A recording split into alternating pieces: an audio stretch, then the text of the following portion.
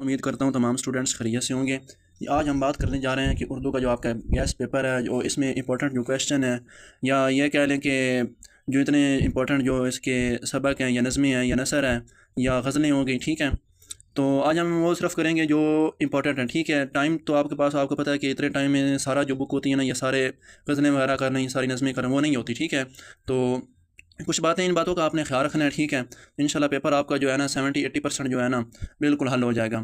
بات کیا ہے کہ یہ آپ نے جو نیم ہوتے ہیں نا، اب جیسے کر لیں کہ سبق کا جو نیم ہے، ٹھیک ہے، یا سبق کا عنوان کر لیں، ٹھیک ہے۔ اب سبق کا عنوان، ٹھیک ہے، مصنف کا نیم ہو گیا، تو یہ آپ نے یاد رکھنا ہے۔ نظم کا جو ہے، نظم کا ہو جائے یا سبق کا جو ہے عنوان ہو جائے، ٹھیک ہے، تو یہ آپ نے یاد رکھنا ہے۔ اور اس کے بعد پھر جو غزل ہے اور اس کا جو مصنف ہے، اس کے نام آپ نے یاد رکھنے ہیں۔ آپ نام یاد نہیں رکھتے، اس وجہ سے آپ کا جو ہے نا نمبر وہ کٹ جاتے ہیں، ٹھیک ہے۔ تو اب اس میں جو امپورٹنٹ جو ہے حصہ حمد میں، تو آپ نے حمد اور نعت دونوں کرنی ہے، ٹھیک ہے، ٹھیک ہے، یہ حمد و نعت یہ دونوں آپ نے کرنے ہیں۔ اب یہ حصہ نثر میں، اس میں جو امپورٹنٹ سبق ہیں وہ کون کون سے ہیں؟ اس میں جو ہے یہ تیسرا، ٹھیک ہے، اخلاق نبی صلی اللہ علیہ وسلم، اس کا جو ہے مصنف ہے وہ شبلی نعمانی ہے۔ اس کا آپ نے یہ خلاصہ بھی کرنا ہے اور اس کی تشریح بھی کرنی ہے۔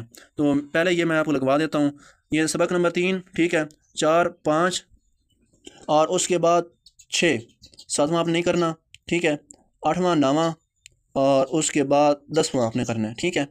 سوری 10واں کہہ رہا ہوں، 11واں آپ نے کر لینا ہے، ٹھیک ہے، تاریخ کا کفن، تو یہ آپ نے کر لینا ہے۔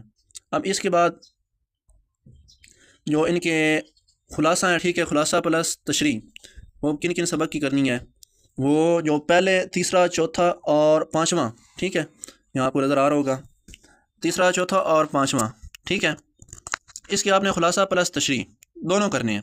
اب اس جو ہے ایسے اگلا نیچے جو آ جاتا ہے استاد عدالت کے کٹہرے میں، اس کا صرف آپ نے خلاصہ کرنا ہے۔ اب یہ 8واں جو سبق ہے اور پاکستان بن گیا، اس کا بھی صرف خلاصہ ہی آپ نے کرنا ہے۔ اب نیا قانون، اس کا آپ نے خلاصہ پلس تشریح کرنی ہے۔ پھر آگے آ جاتا ہے تاریخ کا کفن، تو یہ آپ نے اس کا صرف جو ہے خلاصہ کرنا ہے۔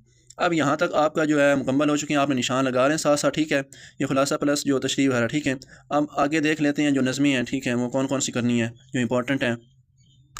یہاں پر جو حصہ نظم ہے، اس میں جو امپورٹنٹ جو نظم ہے وہ کون سی ہے؟ وہ آپ نے کرنی ہے 13، ٹھیک ہے، اور اس کے بعد جو 14 ہے، ٹھیک ہے، 14 کے بعد 15 اور نیچے یہ خلاصہ پلس تشریح تینوں پہلیوں کا، ٹھیک ہے۔ اور اس کے بعد جو ہے آخری جو چوتھا ہے، اس کا صرف آپ نے خلاصہ کرنا ہے، ٹھیک ہے، اخلاص والے کا، تو یہ آپ نے کر لینی ہے، ٹھیک ہے۔ یہ آپ کا حصہ نظم ہو گیا۔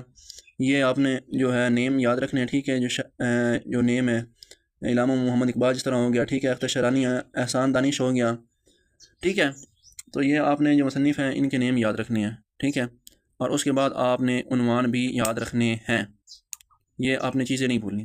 آپ نیچے آ جاتے ہیں، تو یہ ویری امپورٹنٹ تھی جو میں نے اپنے کو جو غزلیں نظمیں لگوائی ہیں۔ اب نیچے جو غزل ہے، غزل کون سی کرنی ہے؟ جو غزل ایک میر تقی میر والی آپ نے کرنی ہے، ٹھیک ہے، یہ والی، اور اس کے بعد منیر نیازی، ٹھیک ہے، پروین شاکر، یہ آپ نے کرنی ہے۔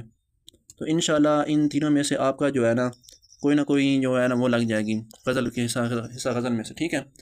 تو یہاں تک آپ کا جو ہے ویڈیو آپ کی جو ہے مکمل ہو چکی ہے۔ آج کی ویڈیو جو ہے یہ چیزیں آپ نے کرنی ہے، باقی رہے گی آپ کی درخواست وغیرہ، اس کے لیے میں الگ سے ویڈیو بناؤں گا، ٹھیک ہے۔ تو اگر آپ کو ویڈیو اچھی لگے تو آپ نے لائک اور سبسکرائب لازمی کرنا ہے، ٹھیک ہے۔ لائک کرنے سے ہماری حوصلہ افزائی ہو جاتی ہے، ٹھیک ہے، اور سبسکرائب کرنے سے آپ کا جو ہے نا نوٹیفیکیشن آپ کو ملتا رہتا ہے، ٹھیک ہے، جب اگلی ویڈیو آتی ہے اس کا۔ تو اپنا خیال رکھیں اور مجھے دیں اجازت۔ اللہ حافظ۔